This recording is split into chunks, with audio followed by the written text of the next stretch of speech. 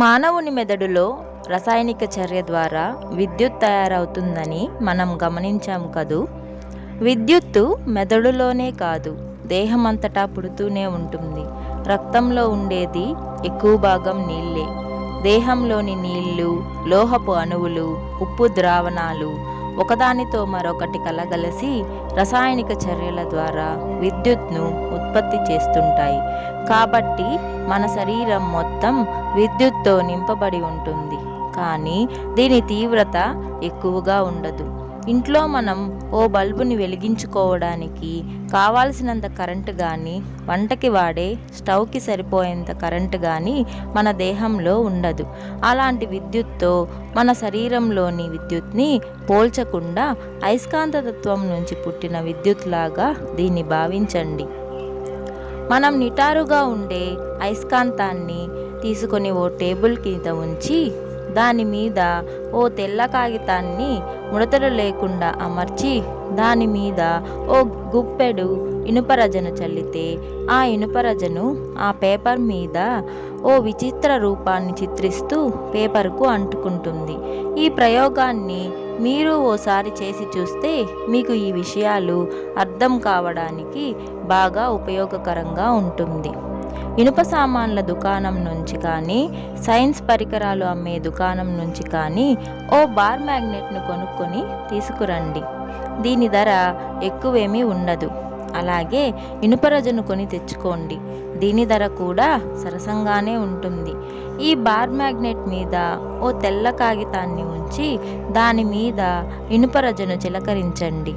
ఈ ఇనుపరజను ఆ పేపర్ క్రింద ఉన్న అయస్కాంత క్షేత్రాన్ని పేపర్ మీద ప్రతిబింబిస్తూ చిత్రంగా అమరుతుంది. ఇనుపరజను మధ్యలో అయస్కాంత క్షేత్రం అంచులను చూపుతూ నిలుస్తుంది. అయస్కాంత అంచుల నుంచి అయస్కాంత క్షేత్రం బయటకు వస్తున్నట్లు కనబడుతుంది. అదీగాక ఓ ధ్రువం నుంచి మరో ధ్రువానికి వంపు తిరుగుతూ ఈ క్షేత్రం వ్యాపించి ఉండటాన్ని కూడా మీరు స్పష్టంగా గమనించవచ్చు. ఈ ప్రయోగాన్ని చేసి చూస్తే మీకు కనిపించే అయస్కాంత క్షేత్రం కింద ఉన్న అయస్కాంతానికి ఎలా సంబంధించినదో మీకు అర్థమైనట్లే.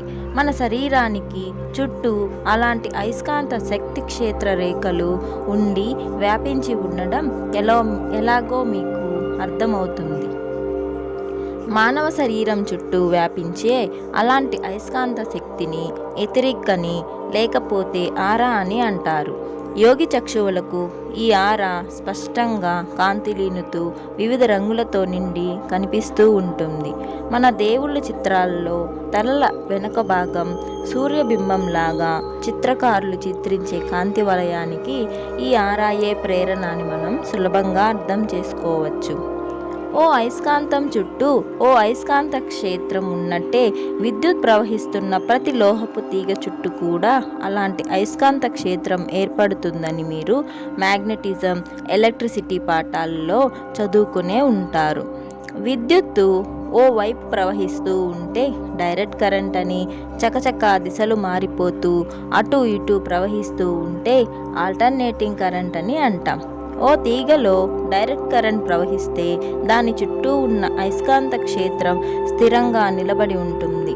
అదే తీగలో ఆల్టర్నేటింగ్ కరెంట్ ప్రసరణ జరిగితే తత్సంబంధిత అయస్కాంతం కూడా స్థిరంగా కనిపించకుండా దిశలు మారుతూ ఉంటుంది. అలాంటి అయస్కాంత క్షేత్రం విపరీతంగా కంపిస్తూ ఉంటుంది. మన శరీరంలో విద్యుత్ ప్రవాహం జరుగుతూ ఉండటం వల్ల మన శరీరం చుట్టూ ఓ ఆరా ఏర్పడుతుంది. ఈ ఆరాను గుర్తించటం కష్టసాధ్యం. ఓ విద్యుత్ దీపం ఓ సెకండుకు సుమారు 60 సార్లు వెలుగుతూ ఆరిపోతూ ఉంటుంది. కానీ మన కన్ను దాన్ని గుర్తించడం లేదు. కానీ ఒక్కోసారి విద్యుత్ ప్రవాహంలో ఉత్పత్తి లోపం వల్ల దీపాలు నిర్జీవంగా కొట్టుకోవడం గమనించవచ్చు. ఒక్కోసారి ఓడల్లో దీపాలు కూడా గుడ్డిగా మినుకుమంటూ వెలుగుతుండటం గమనించవచ్చు. ఓ మనిషికి మరో మనిషి మరీ దగ్గరగా వచ్చినప్పుడు అప్పుడప్పుడు ఒళ్ళు జలధరిస్తూ ఉంటుంది. చాలా ఎక్కువ మంది ఈ విషయం స్పష్టంగా గమనించి ఉంటారు. వెనుక నుంచి వచ్చిన ఎవరో దగ్గర వచ్చి నిలబడి ఉన్నట్లు చాలామంది స్పష్టంగా గుర్తించగలరు. కావాలంటే మీరు ఓ చిన్ని పరీక్ష చేసి చూసుకోండి. మీ స్నేహితుడి మీద ఈ ప్రయోగం చేయండి. మీ స్నేహితుని వెనకాల నుంచిని మీ వేలుని అతడి మెడ వెనక భాగం తాకండి. వేలితో ముట్టుకోకపోయినా ముట్టుకున్నా చాలామందికి ఒకేలాగా ఉంటుంది ముట్టుకున్నట్లుగాని.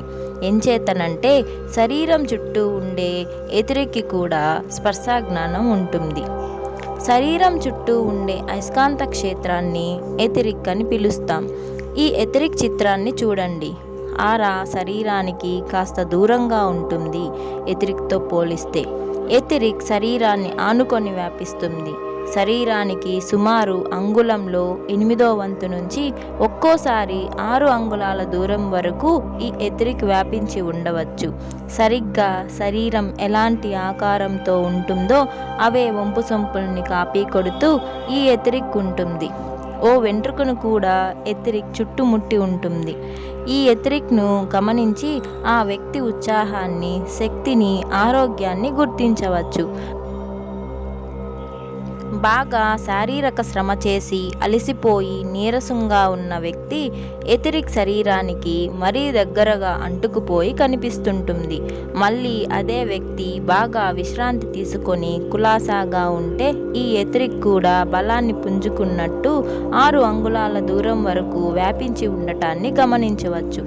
ఎతిరిక్ శరీరం పక్కనే దాని ఎత్తుపల్లాల్ని చక్కగా ఓ మొటిమ మీద కూడా అనుసరిస్తూ వ్యాపించి ఉంటుంది. ఎతిరిక్ని గురించిన ఓ విశేషాన్ని కూడా మీరు తెలుసుకోండి.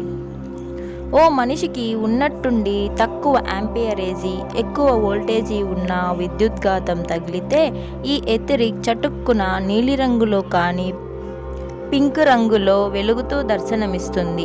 ఓ ప్రత్యేకమైన వాతావరణం నెలకొని ఉన్న రాత్రుల్లో కూడా ఈ ఎతిరిక్ను స్పష్టంగా గుర్తించవచ్చు. సముద్రం మీద పయనిస్తున్న నౌకలో ఇలాంటి చిత్రాన్నే గమనించవచ్చు. వాతావరణం ఓ ప్రత్యేకమైన పద్ధతిలో ఉన్నప్పుడు నౌకలో ఉన్న ప్రతి భాగం చుట్టూ ఓ లేత నీలిరంగు మంట వెలుతురు కనిపిస్తుంది. చల్లటి నీలిరంగు మంట దేనిని దహించదు. కానీ మొట్టమొదటిసారి దీన్ని గమనించిన చాలామందికి భయంతో ముచ్చెమటలు పట్టే పరిస్థితి ఎదురవుతుంది. నౌకల మీద కనిపించే ఈ చల్లటి నీలిరంగు మంట లాంటి దానిని సెయింట్ ఎల్మో గారి మంట అంటారు. మన శరీరం చుట్టూ ఉండే ఎతిరిక్తో ఈ వింతని పోల్చవచ్చు. మీలో కొందరు చలికాలంలో రాత్రిపూట మారుమూల గ్రామాల్లో ఉన్నప్పుడు విద్యుత్ స్తంభాల మధ్య బిగింపబడి ఉన్న విద్యుత్ తీగల మీద లేత నీలి, లేత తెలుపు వెలుగుల్ని గమనించే ఉంటారు.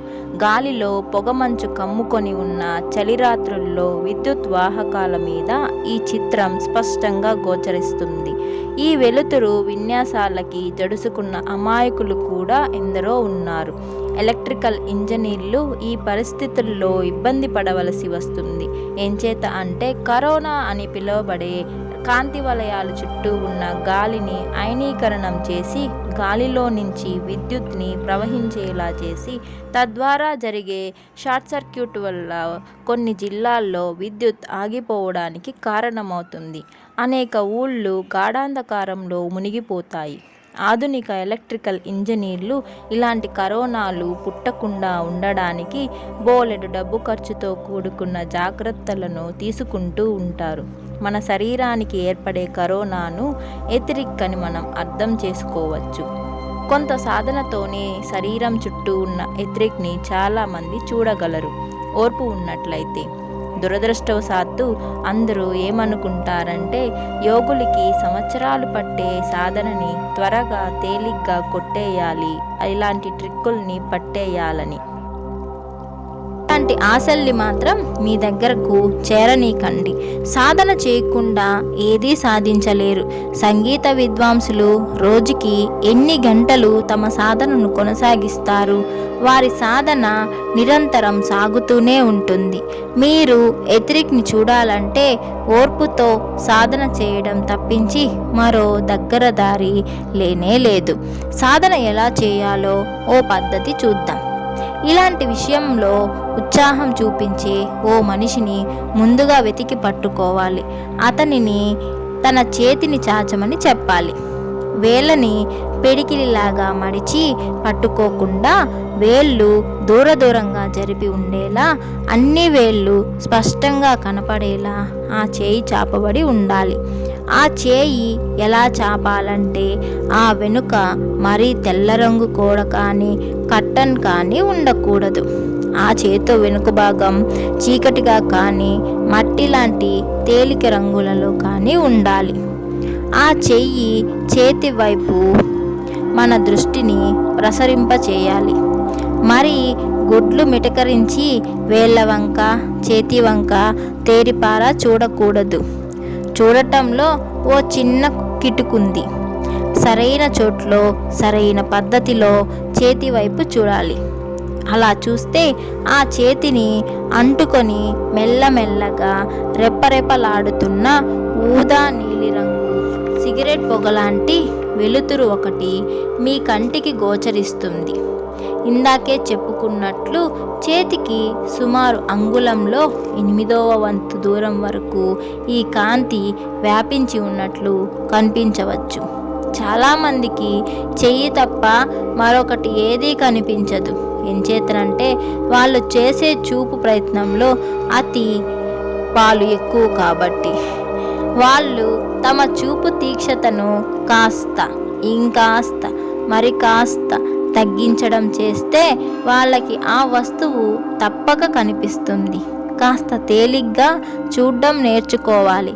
ఒక ఆయన ఇంకొకడికి దూరంగా ఉన్న అడవిని చూపిస్తున్నాడు. ఈయన కాసేపు పరీక్షగా చూసి, ఎక్కడుందండి అడవి? నా కళ్ళకు అన్ని చెట్లే కనిపిస్తున్నాయి అన్నాడట. అలాంటి చూపు కాదు మనకు కావాల్సింది. చెట్లే అడవి అని అర్థం చేసుకోగల దృక్పథం కావాలి. కాబట్టి మీ శరీరంలోని టెన్షన్ తగ్గించుకొని రిలాక్స్ అయిపోండి. మరీ అంత ప్రయత్నం చేయకూడదు. ఓపిక్గా సాధన చేస్తే మీకు తప్పకుండా ఎథరిక్ కనిపించి తీరుతుంది. ఇంకో పద్ధతిలో కూడా ఈ సాధన చెయ్యొచ్చు. ఇంకో మనిషి సాయం తెచ్చుకోవాల్సిన అవసరం కూడా ఉండదు. సాధన మీ మీదే చెయ్యొచ్చు. ఓ చోట్లో సుఖంగా కూర్చోండి. ఎదురుగా ఉన్న వస్తువు టేబుల్ కానీ గోడ కానీ మీ నుంచి కనీసం 6 అడుగుల దూరంలో ఉండేటట్టు కూర్చోవాలి. స్థిరంగా గాఢంగా నెమ్మదిగా శ్వాస పీల్చి మీ ముందుకు మీ 2 చేతుల్ని చాపి బొటన వ్రేలుపై వైపు ఉండేలా 2 చేతి వేళ్ళు చివర్లను ఒకదానితో మరొకటి తేలిగ్గా తగులుతున్నట్టు ఉంచుకోవాలి. ఇప్పుడు మీ వేళ్లను కొద్దిగా దూరం జరపాలి. అంగుళంలో 8వ వంతు దూరంగా కానీ పావు అంగుళం దూరంలో కానీ మీ వేళ్ళు జరిగిన పరిస్థితుల్లో మీ వేళ్ల మధ్య ఏదో వింత కనిపిస్తుంది. లేదా ఊదా రంగు పొరలాగా దాదాపు మెరుస్తున్న ఓ పదార్థం మీ వేళ్ల చుట్టూ ఆవరించబడి ఉండటాన్ని గమనించవచ్చు. ఈ వింత పదార్థాన్ని ఎథరిక్ అంటారు. మీ వేళ్లను నెమ్మదిగా దూరంగా తీసుకెళ్తే ఈ ఎథరిక్ విన్యాసాలు స్పష్టంగా చూడవచ్చు. మీ వేళ్ళు దూరం కాగానే ఒక్కోసారి ఈ ఎథరిక్ మాయం కావచ్చు. అలా జరిగితే 2 చేతి వేళ్లను మళ్ళీ దగ్గరగా కలిపి మళ్ళీ ఈ సాధనని కొనసాగించండి. మీకు ఎథరిక్ కనిపించి తీరుతుంది. మీకు కావలసిందల్లా విశ్వాసం, ప్రాక్టీస్ మాత్రమే. సంగీత సాధనని ఎప్పుడు ఇంకా ఎప్పుడు విద్వాంసులు చేస్తుంటారనే సత్యం ఎప్పుడూ మరవకండి. అలాగే నిరంతర సాధనతో మీరు కూడా ఇలాంటి అద్భుతాలను చేయగలరు. మరోసారి మీ చేతి వేళ్ల వంక చూసుకోండి. పరీక్షగా చూస్తే ఓ వేలు నుంచి మరో వేలు వైపుకు ఓ పొగమంచు లాంటి ఎథరిక్ ప్రవహిస్తూ మీకు గోచరమవుతుంది. మీ ప్రాక్టీస్ పెరిగే కొద్దీ ఈ ప్రవాహం కుడి చేయి నుంచి ఎడమ చేతి వైపుకు కానీ ఎడమ చేతి వేళ్ల నుంచి కుడి చేతి వేళ్ల మీదకు కానీ ప్రవహిస్తూ కనిపిస్తుంది. ఈ ప్రవాహాలు స్త్రీ పురుషుల్లో భిన్నంగా ఉండవచ్చు. ఈ ప్రవాహాల పైన మీ ఆరోగ్య పరిస్థితికి కానీ మీ మానసిక పరిస్థితికి కానీ అనుకూలంగా ఉంటూ కనిపిస్తాయి. మీ ఆలోచనల పదం కూడా ఈ ఎథరిక్ పవనాల వర్తనంపై తమ ప్రభావాన్ని చూపించవచ్చు. ఈ ఎథరిక్ గురించి తెలుసుకోవాలనే ఉత్సాహం ఉన్న ఓ వ్యక్తి మీకు సహకరిస్తే మీ అరచేత్తో సాధనను సాగించవచ్చు. సహకరించేవారు స్త్రీ అయితే మరీ మంచిది. ఓ కుర్చీలో మీ ఎదురుగా అరచేతులు పైకి ఉండేలా పట్టుకోవాలి. మీరు కూడా ఆ అరచేతులు క్రింది వైపుకు ఉండేలా మీతో సహకరించే వ్యక్తి చేతులు మీ దగ్గరగా మీ చేతులు వచ్చేటట్టు మీ చేతులను చాచాలి. మీ ఇద్దరి చేతుల మధ్య సుమారు 2 అంగుళాల దూరం ఉన్నప్పుడు మీ చేతుల నుంచి చల్లని లేదా వెచ్చని గాలి ప్రవాహం వీస్తున్నట్టు మీకు తెలుస్తుంది. ఈ వాయు ప్రవాహం అరచేతి మధ్య భాగంలో మొదలవుతుంది. కుడి చేయి నుంచి ఒక విధంగా, ఎడమ చేయి నుంచి మరో విధంగా ఈ వాయు చలనాలు ఉండవచ్చు. అవతల వ్యక్తి పురుషుడు అయితే ఒక విధంగాను, స్త్రీ అయితే మరొక విధంగాను ఈ వాయు చలనాలు ఉండవచ్చు. ఈ వాయు ప్రవాహం చల్లగా కానీ వెచ్చగా కానీ ఉండవచ్చు. గాలి వెచ్చగా ప్రవహిస్తూ ఉంటే పైన ఉన్న మీ చేతిని కింది చేతికి సరిగ్గా సమాంతరంగా ఉంచకుండా కొద్దిగా కోణం మార్చి కాస్త ఏటవాలుగా ఉండేటట్టు కదిలించి వీస్తున్న గాలి వేడి ఎక్కువవుతుంది. ఈ పరిస్థితిని చేరుకున్న తరువాత మీరు చేతుల మధ్య స్థలంలోని పరిశీలనగా చూస్తే మీకు స్పష్టంగా ఎథరిక్ గోచరిస్తుంది. ఈ ఎథరిక్ ఓ నోటి నుంచి వస్తున్న సిగరెట్ పొగ రంగులో కాకుండా నేరుగా సిగరెట్ నుండి వెలువడే పొగ రంగులో, అంటే మురికి గ్రే రంగు పొగలా కాకుండా లేత నీలి వర్ణంతో కనిపిస్తుంది. మన శరీరంలో ప్రవహించే విద్యుత్ తాలూకు బయటకు కనిపించే అయస్కాంత క్షేత్రమే ఎథరిక్ అనే విషయాన్ని పదే పదే మర్చిపోకుండా గుర్తు చేసుకుంటూ ఉండండి. దీన్ని ఎథరిక్ అనే పదాన్ని వినని వాళ్ళు, అర్థం చేసుకోలేని వాళ్ళు దెయ్యం అని పిలుస్తుంటారు. ఆరోగ్యంతో ఉండి ఉన్నట్టి మరణించిన వ్యక్తి తాలూకు అయస్కాంత క్షేత్రం అంటే ఎథరిక్ వెంటనే నశించిపోకుండా శరీరం నుంచి బయటకు తప్పుకొని ఓ గమ్యం అంటూ లేకుండా అటు ఇటు ఆలోచన లేని స్థితిలో పిచ్చిగా విహారాలు చేస్తుంటుంది. గ్రహాంతర జీవాలకి ఈ దెయ్యాలకి బాగా తేడా ఉంటుంది. ఈ తేడాల గురించి మరోసారి చర్చించుకుందాం. ప్రస్తుతానికి ఈ దెయ్యాల సంగతి కాస్త గమనిద్దాం. పాత శ్మశానాలలో వీధి దీపాలు ఏమీ లేని చోట కొత్తగా నిర్మించిన సమాధుల్లో నుంచి రాత్రుల్లో నీలిరంగు దెయ్యాలు నెమ్మదిగా బయటకు వస్తుంటాయనే మాటలని మీరు చాలామంది వినే ఉంటారు.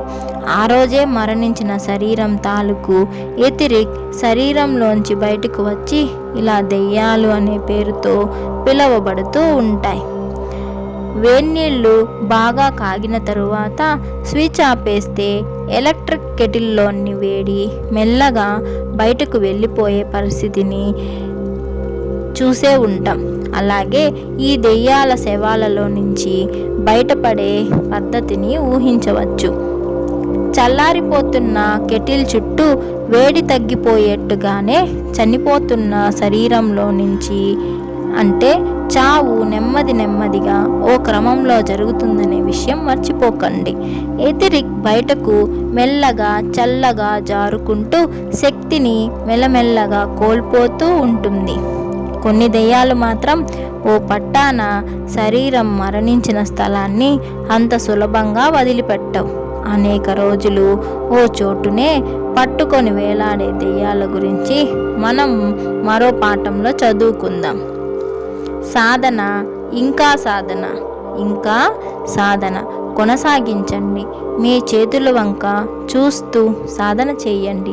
మీ శరీరం వైపు దృష్టి సారిస్తూ సాధన చేయండి. మీ స్నేహితునితో కలిసి సాగించండి సాధన. ఎథరిక్ని చూడడానికి సాధన చేయడం తప్ప మరో పద్ధతి లేదు. ముందుగా ఎథరిక్ని చూడగలిగే శక్తి సంపాదించుకున్న తర్వాతే ఎథరిక్ కన్నా ఇంకా చాలా సూక్ష్మమైన ఆరాలను మీరు చూడగలరు. చూశారు కదా, 3వ అధ్యాయం కూడా కంప్లీట్ అయింది. ఇప్పటి వరకు మరణం లేని మేరు బుక్లో నుంచి 3వ అధ్యాయాన్ని విన్నారు. ఈ వీడియో మీకు నచ్చినట్లయితే తప్పకుండా లైక్ చేయండి. అలాగే మీరు నా ఛానల్ని ఇంకా సబ్స్క్రైబ్ చేసుకోకపోతే వెంటనే సబ్స్క్రైబ్ చేసుకోండి. అలాగే మొదటి 2 అధ్యాయాలని వినని వాళ్ళు తప్పకుండా వినండి. ఈ వీడియో వింటూ మీరు మెడిటేషన్ చేస్తే మీకు ధ్యానం చాలా చక్కగా కుదురుతుంది. సో నెక్స్ట్ వీడియోలో మళ్ళీ కలుద్దాం. అంతవరకు take care and bye bye.